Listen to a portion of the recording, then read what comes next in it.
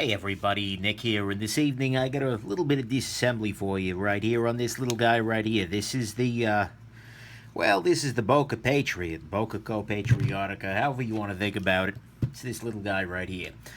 So I get started here, I want to thank my buddy Josh for sending this guy along. He actually donated this to the channel. Boker sent it to him for review, and he sent it to me, and so thank you very much there, Josh.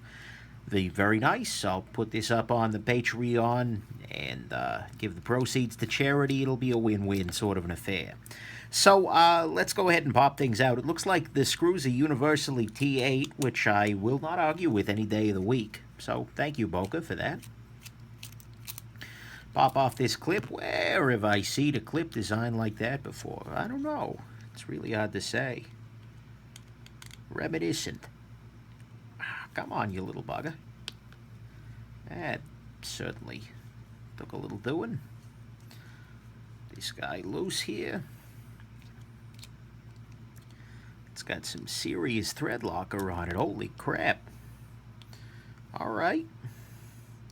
Actually, I should be arranging these in the order they came off the knife. Then we'll pop this little guy loose here. I'm hoping desperately, though, that this does not suffer from some of the same ills as other backlocks. Namely, a plastic housing for the backlock spring with a little pop there. Okay, where's my pry tool? I have to pop this guy open using a little bit of a pry in action. Come on. There we go. Oh, interesting. So, actually, take a look at this right here. This is really nice. I like this a surprising amount, because what this means is that not only is the lock bar kind of a one-piece affair, but it also that controls the spring. I like this. I really like this. This is a neat little approach to doing a backlock. So, Boker, I got to give you credit for that. And that's not something I've actually seen before. There were a bunch of companies that do backlocks or backlock-esque sorts of things, but this single-piece backlock is, well, kind of neat. If you've seen it before, let me know in the comments, but by and large, yeah. One other thing to notice here is that there are 0 liners. Hell, there aren't even washers. Well, that's interesting. Yeah, there are 0 liners or anything here. This is just a solid chunk of some sort of, looks like an FRN, fiberglass reinforced nylon, plasticky something or another. But, interesting. Okay, so I'm just trying to pop this backlocky guy loose here. Although, actually, why am I trying to do that? Let's be real here. There is no reason for me to try and do that. Because, look, I can pop this little guy back in here. This is plastic underneath here. This chunk here is some variety of a steel, but it's got enough room in there. You know, maybe I can pop that off, and it probably wouldn't be a problem. But in case it is a problem to get that back on there, there's no real reason to remove it. I can access the portion of the blade that gets it all dirty right there, no problem. And, you know, I'm sure if you take it off, you can get it back on. So I'm not going to fight it. You know, there is no need for a feat of cutlery masochism there by removing a backlock spring that I don't need to. And the knife's not particularly dirty. It's not particularly rusty.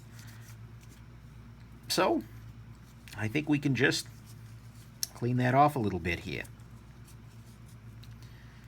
Oh, interesting. Nice. It's not a free spinning pivot, which I will take any day. Go ahead and wipe that off there.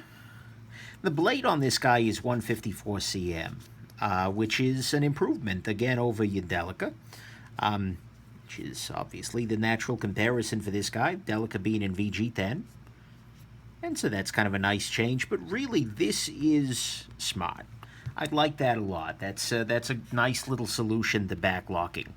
And so I got to give him credit for doing that. Whoa, that's a little dirty. Take a look at that. Put a little booze on here. I'm using an isopropyl alcohol here, no problem. And, as I should remind everybody at the start and end of every disassembly video, if you're curious what drivers I'm using or anything else, do just a search for knife disassembly tools here on the YouTube. It's a video that'll pop all that open. You'll be able to find that. You'll have links. It'll just be a beautiful thing all around. So, yeah, that's nice. So look, we are basically good to go here. So what I'm going to do is I'm going to pop this little guy back in there. This appears to be maybe a stop pin when the knife is closed, or maybe it's just a stop on this. Well, whatever it is, it's back in place now. No major issue. Look, this is a back lock, so it's never going to be a super high-end action showpiece. I'm going to go ahead and use a thicker oil on it, because why not, right? The lock itself is... just make sure I clean that little area there. Lock itself is good and clean. Can't argue. A little lubrication there. Little there. Beautiful. Next step is going to be just drop the blade. Come on, you little bugger. Drop the blade onto there. Well, this little guy came loose, but that's okay. Put that back in place. Yeah, so let's see what that little pin does for us. Okay, yeah, it's a stop pin for the blade. So you can see here that this little guy is what's preventing it from slamming into the liners at the bottom there. It's plastic, it's not a big deal. You can also see this is pretty efficient use of space on the inside there. You know, design-wise, this is not bad at all. Let's put a little bit more lube on this side here. I'm probably over-lubricating slightly, and it doesn't really need it, particularly because of the plastic there, but I over-lubricate things. That's a hobby of mine. People ask me at parties, you know, Nick, what do you do? What brings you joy? I say I over-lubricate things. And they look at me funny. But that's okay. They look at me funny anyways. Normal is just a setting on the dishwasher. Alrighty. So let's go ahead and put some Loctite on these screws. Pop everything back in here. Like I said, you know, as much as I am nonplussed, if you will, by some of the similarities here, there are some compelling differences in that construction there. That's nicely done. Let me get this guy put into place first. Use a little less thread locker than was on there last time, because holy crap, guys. There's a Fiesta of thread locker. I don't need Fiestas. I always enjoy a good Fiesta, but usually it's like a quinceanera or something, not a thread locker Fiesta. Different thing, much less interesting.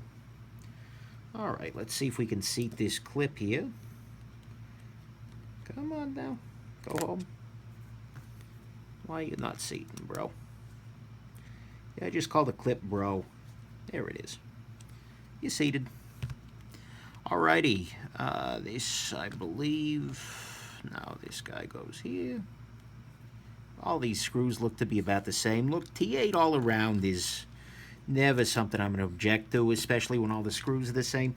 Construction-wise, there's a lot to love here. The thing I like least about the Delica, which, like I've said, is kind of a natural point of comparison here, is that construction, and more specifically once you start to do the disassembly, it's a pain in the neck. This guy has basically addressed a lot of those issues. That said, it's lacking the full steel liners. It's a different knife in a lot of ways, but it absolutely, there seem to be some advantages.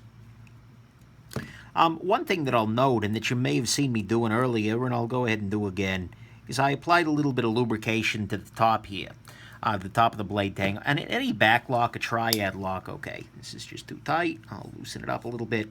That little bit of lubrication helps to give it a smoother overall glide. The action's a little more relaxed that way, and that's always a beautiful thing. Now I just gotta get everything in adjustment here. The action is not super compelling, particularly on the close. Doesn't really snap into place in the same way I'd like. It's something that, you know, the Delica, for instance, and has a very positive snap back in. This guy is more like it just kind of, it stops. Let's check for blade play. No blade play. That's good at least. I may be able to tighten this down a little bit more.